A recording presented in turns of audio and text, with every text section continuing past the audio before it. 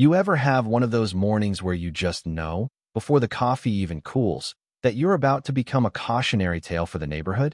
Yeah, that was me, right there in my own driveway, holding a garden hose in one hand and a half-soaked sponge in the other, squinting up at two police cruisers, lights spinning, pulling in slow and silent like it was a hostage situation, except the only thing under siege was my Saturday. And across the street, there she stood, Charlotte Miller, our self-anointed queen of Sunrest Meadows, wrapped in a hot pink suit so bright you could probably see it from the space station, waving her arms and shrieking at the officers. He assaulted me. With water. No, I'm not making that up. You can't make this up. One cop looked at the dripping hose in my hand, then back at her, the way you might stare at a raccoon caught shoplifting a candy bar. And I just stood there, thinking, of all the things I figured I'd get in trouble.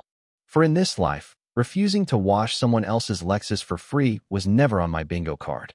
But before I walk you through how this turned into the wildest HOA drama you'll hear all year, go on and drop a comment. Tell me where you're watching from. Maybe even confess your own HOA horror story. And, hey, if this sounds like your cup of tea, hit subscribe, because you're going to want to. Stick around for this ride. Anyway, my name's Donald Allen. Up until the Great Hose Standoff, I was just the retired civil engineer with the straightest hedges and the loudest old pickup on the block. The guy who waved the same way at everyone. 2 fingers up from the mower handle, nothing fancy, just neighborly. I spent close to 3 decades drawing lines and building systems meant to handle pressure, real pressure, like hurricanes, not, failing to demonstrate sufficient community spirit. Now I mostly restore my 2004 Chevy and try not to hear the leaf blowers at 7 a.m. Charlotte Miller hated both, maybe especially the Chevy. Now, Charlotte, she's the kind of person who moves like a gavel coming down, sharp-angled, heels clicking, never missing a beat. If there's a rule, she'll recite it. If there isn't, she'll invent one. And she leads the HOA like she's presiding over a criminal court, not a cluster of quiet cul-de-sacs filled with retirees, young families, and folks who just want to grill in peace. Her power suit's always hot pink, because Charlotte doesn't want authority to blend in. She wants it strutting toward you from 100 yards out. So, a couple weeks before the police lights made my driveway famous, Charlotte rolled out her latest crusade, Community Car Wash and Spirit Day. She even had glossy flyers printed, her face on there. Twice, one photo with a sponge, another pointing like Uncle Sam. All residents strongly encouraged to participate, it said. Premium equipment owners expected to lead by example. That's HOA code. 4. Donald, get your pressure washer out and start scrubbing. Now, this machine, it's got more personality than some people's dogs. I love it the way a chef loves their cast iron, which is to say, irrationally and with a healthy dose of fear.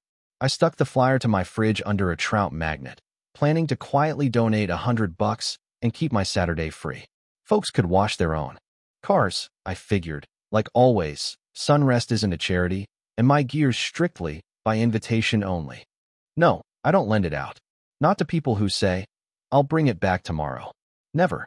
That whole week, Charlotte's emails piled up. All caps subject lines, sign-up slots filling fast. Like she was launching a space shuttle, not a car wash. She CC'd everyone, board, treasurer, and, for all I know, her cat and a magic mirror. Wednesday, she cornered me on my afternoon walk, clipboard hugged to her chest like a court summons. Donald, she chirped, you've been selected as pressure washer captain. Selected by who? I asked, just to hear her say it. The board, she replied, which in Charlotte's world is basically just me. She started listing off my assignments, her Lexus at 8 sharp, then the community van, then who knows what else. I told her, straight as I could, I'll donate, but I'm not participating. That wiped the smile off her face. Spirit Day isn't about money. It's about community, about leadership, she insisted. Leadership through free labor? I shot back. You have equipment, the community needs equipment, it's simple. Yeah, simple as handing over my Saturday and my tools for a pat on the back. That's all mine, I told her, including my Saturday. Charlotte's smile went flat as old soda. She warned me, disappointed. Institutionally. That's Charlotte's way of saying, I'll be back. 2 hours later, I got the first official sounding email. Notice of noncompliance, spirit participation. All bark. No bite. Just words about upholding the Sunrest standard. I ignored it, watered my gardenias, called my neighbor Joe, and invited him to hide out in my backyard on Saturday. He said he'd bring donuts. By Friday, things got real. Charlotte planted a neon orange landscape review pending sign in my front yard, right by my rosemary, which I trim with a measuring tape. The violation? Edging irregular. I wanted to hand her my level and show her what plum looks like, but I kept my cool. Instead, I documented everything: photos, printouts, sticky notes on a manila folder labeled soap opera. Saturday dawned perfect. Blue skies, soft breeze. I made coffee, put jazz on the radio, and rolled my truck into the driveway. No way was I letting anyone bully me off my own property. At 8:30, the place looked like a sudsy festival. Kids in matching t-shirts, parents lining up SUVs, pop music thumping from the clubhouse. At 9, Charlotte arrived in full regalia, phone in one hand, clipboard in the other, glare locked on me. "You're late," she declared. "For what?" I asked, unspooling my hose. "For your assignment." "I have a schedule," I replied, pointing at my truck. She wasn't having it. "You're obstructing community operations, siphoning water that could be applied to charitable vehicles."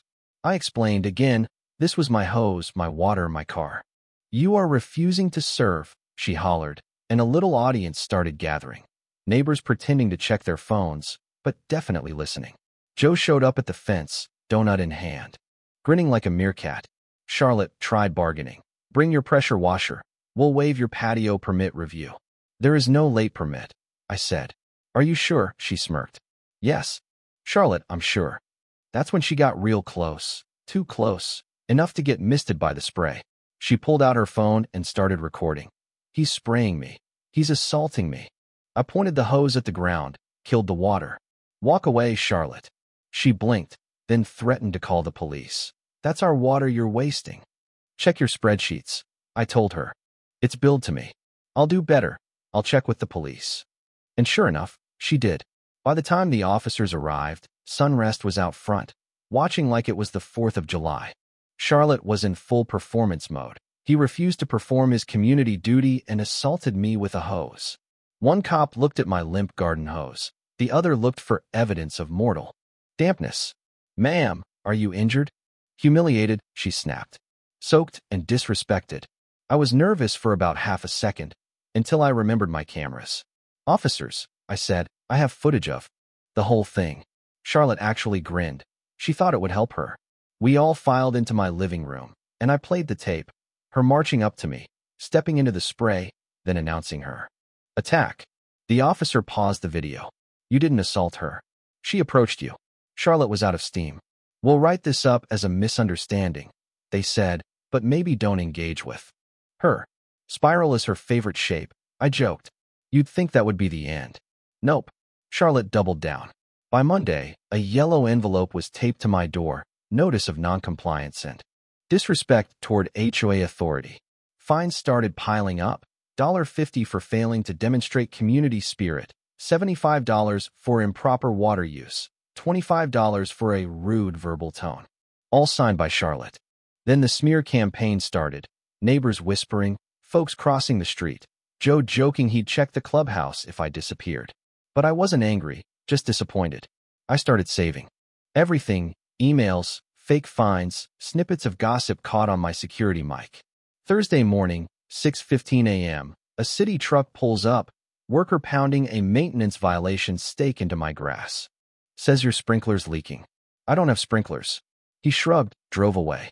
Across the street, Charlotte watched, smiling behind her mailbox. That's when my patience died. I filed a formal complaint with the county housing board. Evidence, screenshots, videos, every fine. CC'd the city inspector, attorney general, and the HOA's insurer. That afternoon, Charlotte tried being civil. "Donald, we need to talk about your attitude. The one that prefers minding my own business?" I said. She lectured about rules and respect. "The ones you invented last week." I replied. She threatened official action. "You already did. None of it's legal." She tried bluffing. "Maybe you'd like to explain to a judge." "Maybe I would." "You think this is funny?" I think it's recorded. You're on camera right now, Charlotte. For the first time, she looked cornered. 2 days later, the community inbox blew up. Charlotte accused me of undermining neighborhood unity and filing false reports. What she didn't know was the county compliance officer, Ethan Reyes, was already on the case. When he emailed me, he wanted everything. I gave him a stack thick as a phone book. The county's letter landed on Charlotte's porch like a meteorite. 10 minutes later, she marched over waving it. You think you can embarrass me? You're done here, Donald. You called the police because I wouldn't wash your car, Charlotte. You forged my tone of voice. You embarrassed yourself. She huffed off. Joe whistled from across the street. She's gonna pop a vein. I watched her go, thinking, I'm going to make sure the whole county sees her pressure build. Because when you design things to withstand hurricanes, eventually, something's gotta give. Charlotte, of course, tried to fight back. She staged town halls, filmed community updates, threatened litigation, filed liens, hired a private investigator. Her nephew on a selfie stick, handed out flyers with my house number as disruptive. But each move made her look more unhinged, not powerful. I gathered evidence, stayed polite, warned her in writing, then sat back and let the law do its work. Friday morning, police SUVs rolled up, this time not for me. Sheriff Grady, an old Army buddy, stepped out, warrant in hand. Miss Miller, we're searching the HOA office for financial misconduct, forgery, and fraudulent communications. Deputies carried out boxes. Charlotte's face drained. You can't do this. I am the HOA. Not anymore, Grady said. Sunrest finally breathed easy.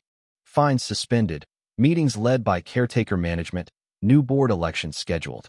The audit exposed $44,600 funneled to Charlotte's shell companies, fake board minutes, even spa days and handbags. Charged as leadership stress mitigation. The neighborhood cheered as the county froze accounts. Neighbors apologized for believing rumors, and Joe joked, that's one way to drain the HOA swamp. But the best twist, Charlotte wasn't working alone. Her right-hand man, Dennis Loom, tried to keep the scam running under a new LLC, filing fake liens on half the block.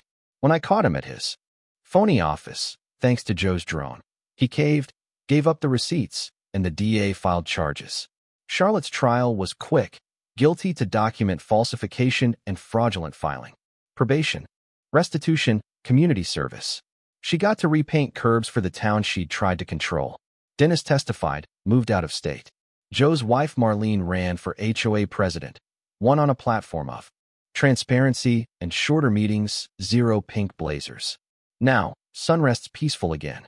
Kids ride bikes. People plant flowers nobody approves. I still wave 2 fingers from my mower. Still wash my own truck. And every so often, Sheriff Grady drops by for coffee and a laugh about that time a garden hose almost started a civil war. Here's what I learned. Power doesn't corrupt by magic. It corrupts when good people stay quiet, when not my problem becomes the rule, when one person's authority becomes everyone's burden. You don't have to fight dirty to win. You just have to keep your hands clean and your camera rolling. So, let me throw it to you. What would you do if your HOA president tried to control your life? Comment below. Tell me your story. And if you want more wild tales of justice, subscribe, because trust me, in this neighborhood, there's always another story waiting to get washed.